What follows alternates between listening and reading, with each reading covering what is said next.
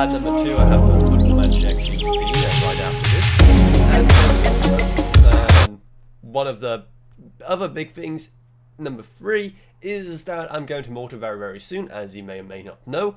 So I need to actually record and edit everything for that as well. So that is why it's going to be a bit shorter, but we still have a couple of interesting things to talk about. At least I tried to pick out the most interesting things, at least to me. One of the biggest stories, of course, is the right here. Elon Musk sues OpenAI. Now, when I started reading into this, I'm like really? What does he have to do with OpenAI, you know? Why is he suing them? It seemed like one of his trying to help, but not really things. Kind of like, you know, buying Twitter. Basically the same thing, getting involved in something he has like no stake in and try to make things quote unquote better.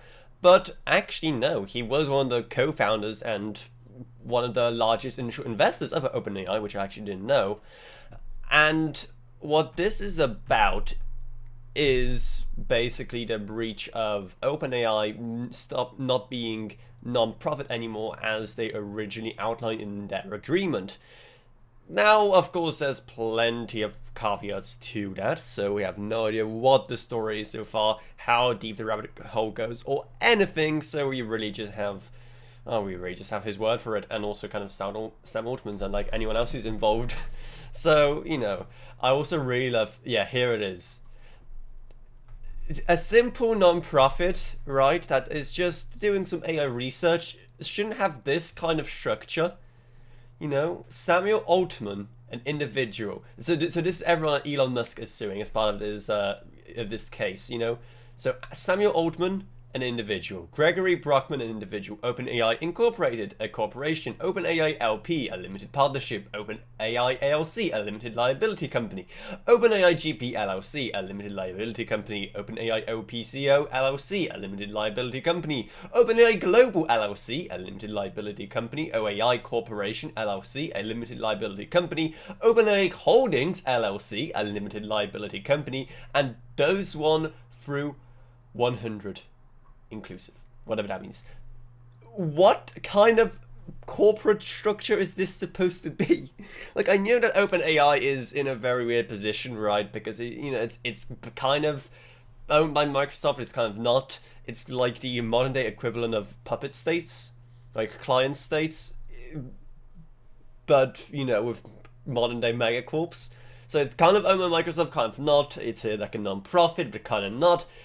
It is such a bigger mess under the hood than I would have ever imagined. It's actually beautiful. So, I want to know your thoughts. Does Elon Musk, for all his many faults, actually have a case here? Because if the agreement set out that OpenAI is a non-profit company, and all of a sudden it turns into one, does he have a case? And from what I kind of gathered from these kind of articles is that's the main reason he left, is because other people at the company, people like Altman, were trying to steer it in the more for-profit direction, while Musk was still firmly that it should be a non-for-profit org. There is a lot to it, but one of the things that I've seen that's kind of weird is that people who, like, many people are basically falling into the same kind of reaction into this like I was. Originally going, really, Elon? You have nothing better to do? Where's the fixing Twitter that you promised us? But then when you actually start reading into it, then you realize that, okay, maybe for once he has a case.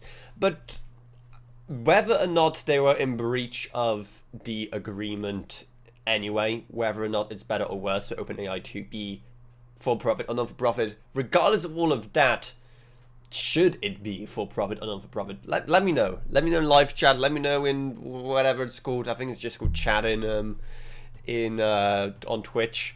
Also maybe send a super chat if you want. Hopefully I added a thingy where in the like lower third, if you send a super chat, it's actually going to show up. So if anyone wants to test that, that'd be awesome. And of course, you know, help support the channel and all. Really help around now because we have so many expenses coming up. You know, Malta is such a huge thing, but it's also the big investment into all the equipment needed for that as well. And like the trip to Malta itself isn't that expensive, but it's just all the equipment to make the most of it that will be then carrying forward to other really interesting, exciting projects in the near future. So if you want to support that, you know what to do.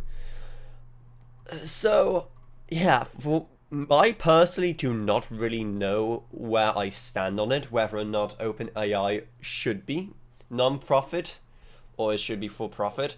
What I really don't like is just how murky its position be. I think I really don't mind if it would be for profit. It would make the things they do a bit more questionable, to say the least. And I think for it to go for profit, we need a lot better laws and restrictions around AI to make sure it's all safe, so you don't drive ourselves to extinction, anything like that. But I really don't mind whether or not they're for profit or non for profit, because companies at the end of the day, they need to make money somehow. And OpenAI, you know, there's only so much they can do by literally just staying under that Microsoft umbrella. So I do think it's kind of necessary for them to move into that model. But again, let me know what you think. I, for one, think that a big issue here isn't whether or not they're for profit or non for profit. It's just kind of their position being just so all over the place. I mean, this kind of structure, whatever this is, I mean, that's just part of the problem. But the amount of just weird stuff that's been going on there, I mean, if you remember the coup that was attempted by the board of directors, and then just like Sam got a job at Microsoft, and then like 2 days later he was back at OpenAI, whatever happened there. So I just wish that, especially seeing how important they are and how extremely important they will be in the near future for the AI industry in general and for pretty much everything. Like, honestly, I don't think you'll be able to escape OpenAI's grasp no matter what you do. It's going to be every industry. It is probably, if it goes for profit, it is going to become like a $1 trillion+ market cap company in a matter of months, probably, because it is just going to be one of those key players. They were there first, they're doing some of the most impressive stuff. But oh wow, speaking of companies with extremely large market caps, and speaking of AI as well, this just happened. Yeah, so this kind of point right here, that was when Nvidia announced the earnings, the first quarter ever since like the big AI boom, and that led them to get a market cap over $2 trillion. $2 trillion. Yeah, so now they are in the 2 trillion club alongside Microsoft and Apple. And honestly, Nvidia, we all knew Nvidia was big, but it feels so weird that Nvidia people are like one of the big guys now, right? Because we always liked Nvidia. We always liked Nvidia as this kind of large but not huge player in the world's economy. They're always a big player, but we never thought of them as being a rival to Apple or Microsoft in terms of the market cap. Okay, I don't think they're a rival to Microsoft. I think Microsoft are like 3 trillion market cap. Apple is closer to 2 trillion, if I remember correctly. I don't know, it just doesn't feel right, you know? I don't know how else to describe it, but again, they always seem like one of the smaller companies, like one of the smaller of the ginormous companies, if that makes sense. Anyway, this is not financial advice, not a financial advisor. I do definitely wish I bought some stock around earnings. I had like literally no positions on anything around this time, maybe because I was just, again, investing a lot of money into mostly, again, the trip to Malta and all the equipment around it. So I just had nothing left to reinvest into Nvidia, which is a shame. But man, so I want to ask you, is this sustainable? And is this just going to continue going up and up and up? Or what is there a limit to it? Because there has to be a limit to it. But right now, okay, it's slowing down a bit. Like, I saw some companies that were already buying up plenty of Nvidia AI GPUs, or not even GPUs, just AI chips, starting to flip them. You know, the kind of scarcity isn't as high anymore, but the demand is still huge. It's still mostly outpacing supply. And the thing about what they're doing is, sure, while their current gen AI chips are selling like hotcakes, they're always going to make another generation, and then all the people who bought in are just going to be blown away by the performance of new ones, and are going to buy in again. And then again, and then again, and again, with every single generation, when the kind of bar for what AI can do continues to rise. So again, let me know in live chat, Twitch chat, whatever else you're watching this in, what do you think the kind of trajectory is? You know, let's play armchair stock analyzers here. Anyway, and on that, like I said, it is going to be a very, very short show. Just 2 random topics I really kind of wanted to talk about because, man, it's insane. I really do hope. And looking at this, it's I hope, but it's just, my hope's just dwindling every single day, that Nvidia doesn't abandon or like stop investing as much into GeForce and as gamers in general.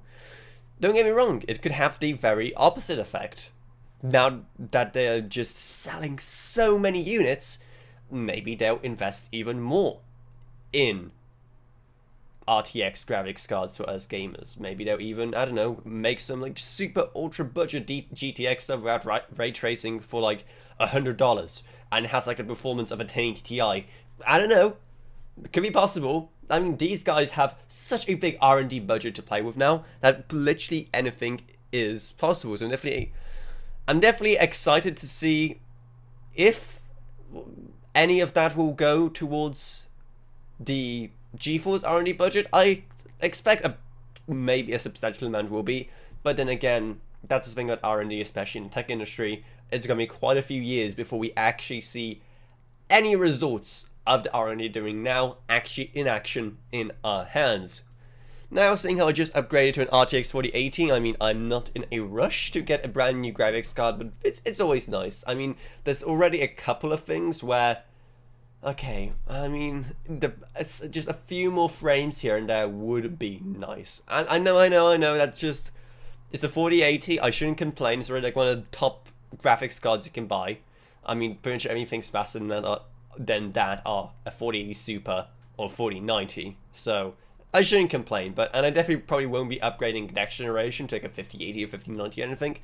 Though who knows, maybe at that point I'll just be able to actually just negotiate with companies to send me stuff instead of trying to somehow find $1,000+ to spend on a graphics card.